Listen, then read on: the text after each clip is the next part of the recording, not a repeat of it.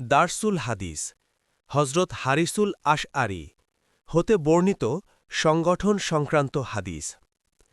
আনিল হারিসিল আশআরি ক্বালান নাবিয়্যু সাল্লাল্লাহু আলাইহি ওয়াসাল্লাম ওয়া আনা আমুরুকুম বিখমসিন আল্লাহু আমারনি বিহিন্না আল জামাআতি আস-সামঈ ওয়াত-তাআতি ওয়াল হিজরতি ওয়াল জিহাদি ফি সাবিলিল্লাহি فإنه من فارق الجماعة قيد شبر فقد خلع ربقة الإسلام من عنقه إلا أن يرجع ومن ادعى دعوى الجاهلية فإنه من جثام جهنم فقال رجل يا رسول الله وإن صلى وصام قال وإن صام وصلى وزعم أنه مسلم হাদিসের অনুবাদ হজরত হারিসুল আশআরি রদিয়াল্লাহু আনহু থেকে বর্ণিত, নবী করিম সাল্লাল্লাহু আলাইহি ওয়াসাল্লাম বলেছেন, আমি তোমাদেরকে 5টি বিষয়ের নির্দেশ দিচ্ছি যেগুলোর ব্যাপারে আল্লাহ তাআলা আমাকে নির্দেশ দিয়েছেন। 1. জামাতবদ্ধ হবে। 2. নেতার আদেশ মন দিয়ে শুনবে। 3. তার আদেশ মেনে চলবে। 4. আল্লাহর পথে হিজরত করবে। 5. আল্লাহর রাস্তায় জিহাদ করবে। আর তোমাদের মধ্য হতে যে সংগঠন হতে বিঘত পরিমাণ দূরে সরে গেল সে তার গর্দান থেকে ইসলামের রশি খুলে ফেলল, তবে যদি ফিরে আসে তা ভিন্ন কথা।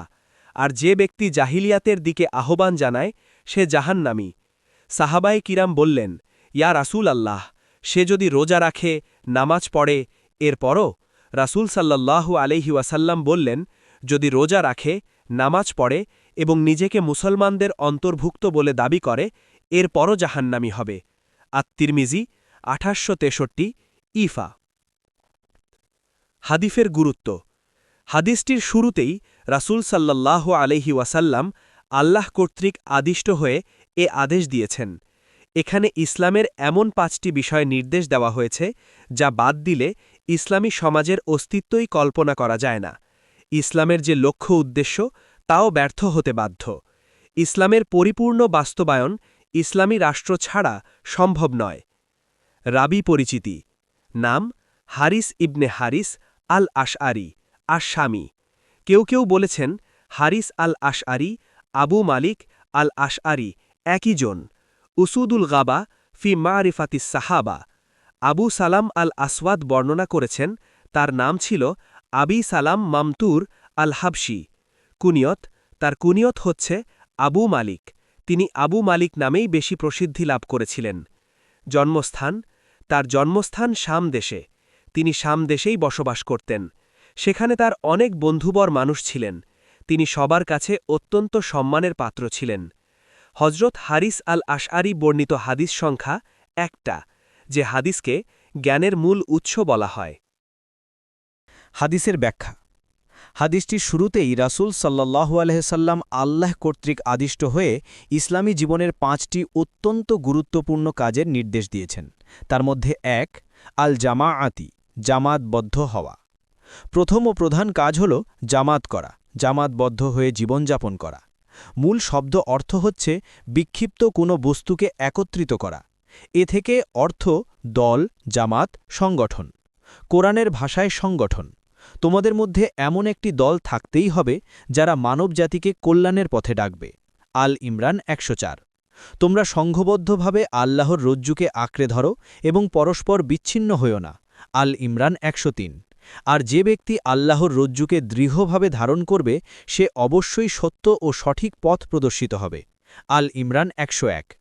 আল্লাহ তাআলা তো সেই সব লোকদেরকে ভালোবাসেন যারা তার পথে এমনভাবে কাতারবন্দী হয়ে লড়াই করে যেন তারা সীসা ঢালা প্রাচীর। সফ 4। তোমরা সেসব লোকের মতো হয়েও না যারা বিভিন্ন ক্ষুদ্র ক্ষুদ্র দলে বিভক্ত হয়ে গেছে এবং স্পষ্ট ও প্রকাশ্য নির্দেশ পাওয়ার পরও মতবিরোধে লিপ্ত হয়েছে। তাদের জন্যে কঠোর শাস্তির ব্যবস্থা রয়েছে। আল ইমরান 105। ইসলামী সংগঠনের বৈশিষ্ট্য। ইসলামী সংগঠনের বৈশিষ্ট্য হচ্ছে 3টি, যথা ক. ইসলামী নেতৃত্ব, খ. ইসলামী কর্মী বাহিনী, গ. ইসলামী পরিচালনা বিধি। ক. ইসলামী নেতৃত্ব। ইসলামী নেতৃত্বকে খলিফা, ইমাম ও আমির হিসাবে বলা হয়। কোরআনী একটি পরিভাষা হল উলিল আমর। ইসলামের নামে খুলে তার প্রধান হয়ে বসলেই তাকে ইসলামী নেতৃত্ব বলে না।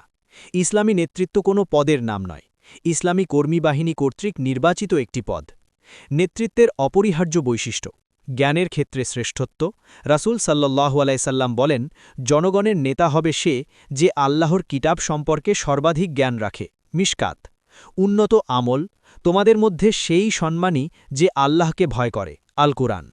নম্র ব্যবহার। যে ব্যক্তি আল্লাহ ও পরকালের প্রতি ঈমান রাখে সে যেন ভালো ভালো কথা বলে অথবা চুপ থাকে। বুখারী। ধৈর্য। নিশ্চয়ই আল্লাহ ধৈর্যশীলদের সাথে থাকেন। বাকারা। সাহসিকতা। রাসূল সাল্লাল্লাহু আলাইহি সাল্লাম বলেন, যে ব্যক্তি আল্লাহকে ভয় করে দুনিয়ার সবকিছু তাকে ভয় দেখায়, আর যে আল্লাহকে ভয় করে না দুনিয়ার সবকিছু তাকে ভয় দেখায়। পরিশ্রম প্রিয়তা। কর্মীদের মাঝে ইনসাফ কায়েম। পরামর্শ ভিত্তিক সিদ্ধান্ত। সৎ কর্মে তাদের সাথে পরামর্শ করা। কোনো বিষয় তোমার মত সুদৃঢ় হয়ে গেলে আল্লাহর উপর ভরসা করো। আল ইমরান। ইসলামী নেতৃত্বের জবাবদেহিতা: ১. জনগণের কাছে। ২. আল্লাহর কাছে। খ. ইসলামী কর্মী বাহিনী। বৈশিষ্ট্য ২টি: ১. নেতার কথা মন দিয়ে শুনবে। ২. তার আদেশ মেনে চলবে। গ.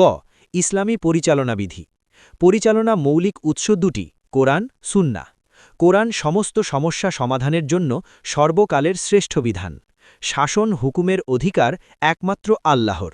তার নির্দেশ তোমরা আল্লাহ ছাড়া আর কারও দাসত্ব ও আনুগত্য করতে পারবে না। ইউসুফ ৪০।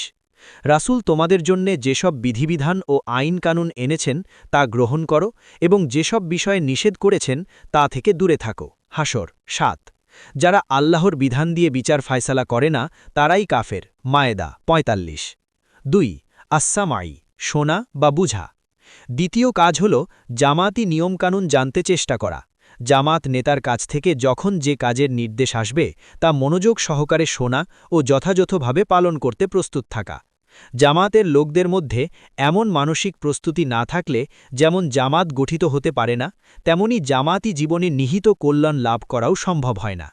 মনে রাখা প্রয়োজন, জামাতবদ্ধ জীবনের অর্থ মুসলিম সমাজের অন্তর্ভুক্ত থেকে জীবনযাপন করা, আধুনিককালের দলীয় জীবন নয়। হে ঈমানদারগণ, তোমরা রাসূলকে সম্বোধন করে রাইনা বলো না, বরং তোমরা বলো উনজুরুনা এবং তার কথা মন দিয়ে শোনো। বাকারা ১০৪। নেতা যে পর্যন্ত কোনো পাপ কাজের আদেশ না করবে ততক্ষণ পর্যন্ত তার আদেশ শোনা ও মেনে নেওয়া প্রত্যেকটি মুসলমানের জন্য ফরজ, তা তার পছন্দ হোক বা অপছন্দ হোক। তবে সে যদি কোনো পাপ কাজের আদেশ দেয় তবে তার আদেশ কোনো আনুগত্য করা যাবে না। বুখারী, মুসলিম। পাপ কাজে কোনো আনুগত্য নেই, আনুগত্য কেবল ভালো কাজের ব্যাপারে। আমির যদি কালো কুৎসিত হাবশী কৃতদাসও হয়, যার মাথা আঙুরের মতো, সে যদি নির্দিষ্ট সীমার ভেতর থেকে নেতৃত্ব দেয় তাহলে অবশ্যই তার আনুগত্য করতে হবে। আল হাদিস। ৩. আত-তাআতি, আনুগত্য করা। তৃতীয় কাজ হল জামাত নেতার আদেশ নির্দেশ মেনে চলা। জামাতের লোকদের মধ্যে যদি এই আনুগত্য না থাকে তবে জামাত গঠন অর্থহীন হয়ে দাঁড়ায়। জামাত গঠনের উদ্দেশ্য ব্যর্থ হয়ে যায় এবং শেষ পর্যন্ত এই জামাত ছিন্ন ভিন্ন ও চূর্ণ হয়ে যেতে বাধ্য হয়। জামাত গঠনের পর দ্বিতীয় ও তৃতীয় কাজ একান্তই অপরিহার্য। হে মুমিনগণ, তোমরা আল্লাহর আনুগত্য করো, রাসূলের আনুগত্য করো এবং তোমাদের নেতার আনুগত্য করো। নিসা ৫৯। রাসূল সাল্লাল্লাহু আলাইহি সাল্লাম বলেন, যে ব্যক্তি আমার আনুগত্য করল সে আল্লাহর আনুগত্য করল, যে আমার হুকুম অমান্য করল সে আল্লাহর হুকুম অমান্য করল। যারা আমিরের আনুগত্য করল তারা আমার আনুগত্য করল, আর যারা আমিরের আদেশ অমান্য করল তারা প্রকৃতপক্ষে আমার আদেশ অমান্য করল। বুখারী, মুসলিম। পাপ কাজে কোনো আনুগত্য নেই, আনুগত্য কেবল ভালো কাজের ব্যাপারে। আমির যদি কালো কুৎসিত হাবশী কৃতদাসও হয়, যার মাথা আঙুরের মতো, সে যদি নির্দিষ্ট সীমার ভেতর থেকে নেতৃত্ব দেয় তাহলে অবশ্যই তার আনুগত্য করতে হবে। আল হাদিস। ৩. আত-তাআতি, আনুগত্য করা। তৃতীয় কাজ হল জামাত নেতার আদেশ নির্দেশ মেনে চলা। জামাতের লোকদের মধ্যে যদি এই আনুগত্য না থাকে তবে জামাত গঠন অর্থহীন হয়ে দাঁড়ায়। জামাত গঠনের উদ্দেশ্য ব্যর্থ হয়ে যায় এবং শেষ পর্যন্ত এই জামাত ছিন্ন ভিন্ন ও চূর্ণ হয়ে যেতে বাধ্য হয়। জামাত গঠনের পর দ্বিতীয় ও তৃতীয় কাজ একান্তই অপরিহার্য। হে মুমিনগণ, তোমরা আল্লাহর আনুগত্য করো, রাসূলের আনুগত্য করো এবং তোমাদের নেতার আনুগত্য করো। নিসা ৫৯। রাসূল সাল্লাল্লাহু আলাইহি সাল্লাম বলেন, যে ব্যক্তি আমার আনুগত্য করল সে আল্লাহর আনুগত্য করল, যে আমার হুকুম অমান্য করল সে আল্লাহর হুকুম অমান্য করল। যারা আমিরের আনুগত্য করল তারা আমার আনুগত্য করল, আর যারা আমিরের আদেশ অমান্য করল তারা প্রকৃতপক্ষে আমার আদেশ অমান্য করল। বুখারী মুসলিম।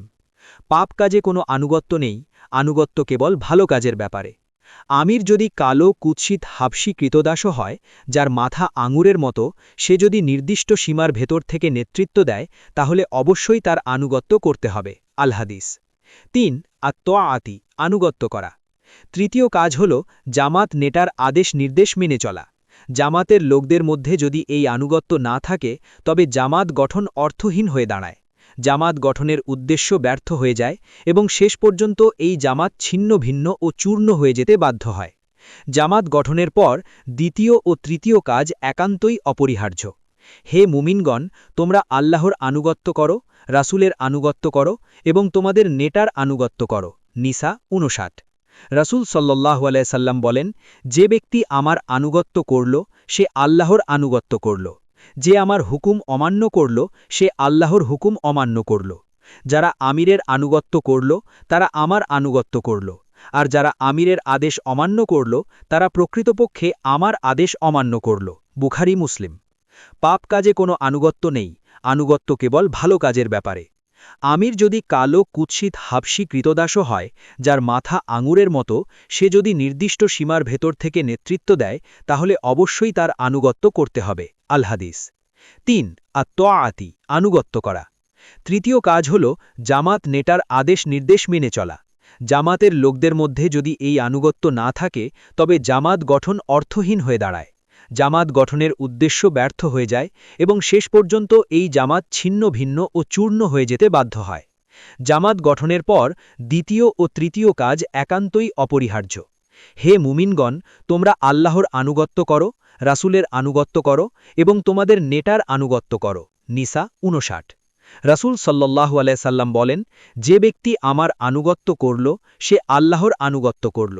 যে আমার হুকুম অমান্য করল সে আল্লাহর হুকুম অমান্য করল। যারা আমিরের আনুগত্য করল তারা আমার আনুগত্য করল, আর যারা আমিরের আদেশ অমান্য করল তারা প্রকৃতপক্ষে আমার আদেশ অমান্য করল। বুখারী মুসলিম। পাপ কাজে কোনো আনুগত্য নেই, আনুগত্য কেবল ভালো কাজের ব্যাপারে। আমির যদি কালো কুৎসিত হাবশী কৃতদাসও হয়, যার মাথা আঙুরের মতো, সে যদি নির্দিষ্ট সীমার ভেতর থেকে নেতৃত্ব দেয় তাহলে অবশ্যই তার আনুগত্য করতে হবে। আল হাদিস। ৩. আত-তোয়াআতি, আনুগত্য করা। তৃতীয় কাজ হল জামাত নেতার আদেশ নির্দেশ মেনে চলা। জামাতের লোকদের মধ্যে যদি এই আনুগত্য না থাকে তবে জামাত গঠন অর্থহীন হয়ে দাঁড়ায়। জামাত গঠনের উদ্দেশ্য ব্যর্থ হয়ে যায় এবং শেষ পর্যন্ত এই জামাত ছিন্ন ভিন্ন ও চূর্ণ হয়ে যেতে বাধ্য হয়। জামাত গঠনের পর দ্বিতীয় ও তৃতীয় কাজ একান্তই অপরিহার্য। হে মুমিনগণ, তোমরা আল্লাহর আনুগত্য করো, রাসূলের আনুগত্য করো এবং তোমাদের নেতার আনুগত্য করো। নিসা ৫৯। রাসূল সাল্লাল্লাহু আলাইহি সাল্লাম বলেন, যে ব্যক্তি আমার আনুগত্য করল সে আল্লাহর আনুগত্য করল। যে আমার হুকুম অমান্য করল সে আল্লাহর হুকুম অমান্য করল। যারা আমিরের আনুগত্য করল তারা আমার আনুগত্য করল, আর যারা আমিরের আদেশ অমান্য করল তারা প্রকৃতপক্ষে আমার আদেশ অমান্য করল। বুখারী মুসলিম। পাপ কাজে কোনো আনুগত্য নেই, আনুগত্য কেবল ভালো কাজের ব্যাপারে। আমির যদি কালো কুৎসিত হাবশী কৃতদাসও হয়, যার মাথা আঙুরের মতো, সে যদি নির্দিষ্ট সীমার ভেতর থেকে নেতৃত্ব দেয় তাহলে অবশ্যই তার আনুগত্য করতে হবে। আল হাদিস। ৩. আত-তোয়াআতি, আনুগত্য করা। তৃতীয় কাজ হল জামাত নেতার আদেশ নির্দেশ মেনে চলা। জামাতের লোকদের মধ্যে যদি এই আনুগত্য না থাকে তবে জামাত গঠন অর্থহীন হয়ে দাঁড়ায়। জামাত গঠনের উদ্দেশ্য ব্যর্থ হয়ে যায় এবং শেষ পর্যন্ত এই জামাত ছিন্ন ভিন্ন